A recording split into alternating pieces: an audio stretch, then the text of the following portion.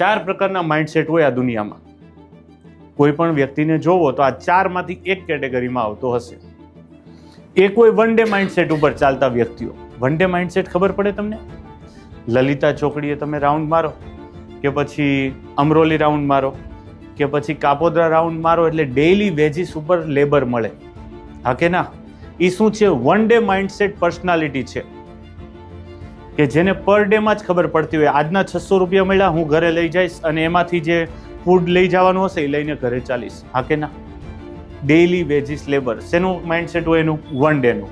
હું એને જઈને કહું હું તમને મહિને 18,000 સેલેરી આપીશ, તમારે 9 થી 6 આવી જવાનું, તમને શું લાગે છે જોઈન થશે? નહીં થાય. શું કામ? એનું માઇન્ડસેટ ફિક્સ છે કે ભાઈ મારે વન ડે પ્રમાણે જ વર્ક કરવું છે. એનું માઇન્ડસેટ શું છે? One day.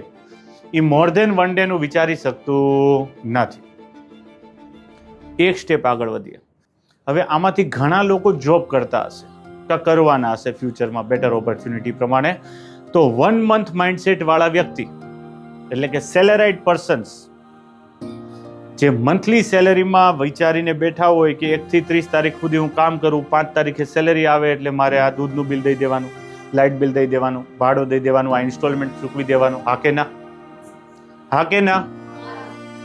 તો આ વ્યક્તિને કોઈ બિઝનેસમેન MSME જે ચલાવે છે, મીડિયમ અને સ્મોલ એન્ટરપ્રાઇઝ જેના ચાલે છે, જેનું 5 કરોડથી નાનું ટર્નઓવર છે, એવા કોઈ વ્યક્તિ આવે ને કે તમે મારી સાથે વહી આવો, હું તમને 20% ભાગ આપીશ, પણ વર્ષમાં 2 વાર હિસાબ થશે, એકવાર દિવાળીએ, બીજી વાર જૂનમાં.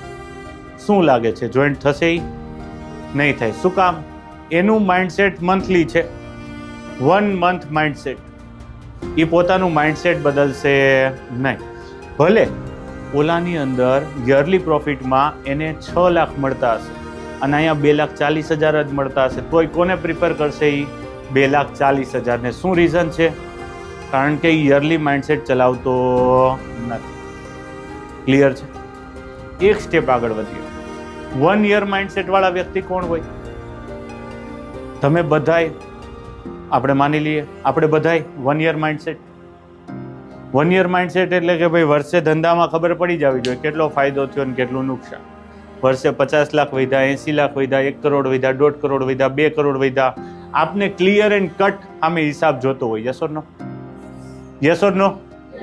તો તમને કોઈ એમ કે તમારા મિત્ર મંડળમાંથી કે ફ્રેન્ડ સર્કલમાંથી કે બાજુમાં રહેતી કોઈ સહેલી એમ કે આપણે બંને પાર્ટનરશિપમાં એક કંપની ચાલુ કરીએ, 10 વર્ષમાં આપણે 1000 કરોડની કંપની બનાવશું, ધંધામાંથી અત્યારે કાંઈ ઉપાડશું નહીં, આપણે દિવસ રાત ખાલી મહેનત કરવાની છે, આપણે કરીએ?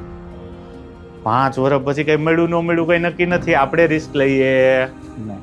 આપણું કયું માઇન્ડસેટ છે? 1 યર માઇન્ડસેટ. એક સ્ટેપ આગળ વધીએ. એક માઇન્ડસેટ હોય છે 1 ડિકેડ માઇન્ડસેટ. બીજા વર્ડમાં એને કહીએ 1 લાઈફ માઇન્ડસેટ. આ લોકો દુનિયાની અંદર કોઈક ઇફેક્ટ આપીને જાય, કંઈક એવું કરી બતાવે કે જે રિવોલ્યુશનનો પાર્ટ હોય, કંઈક ઇનોવેશનનો પાર્ટ હોય.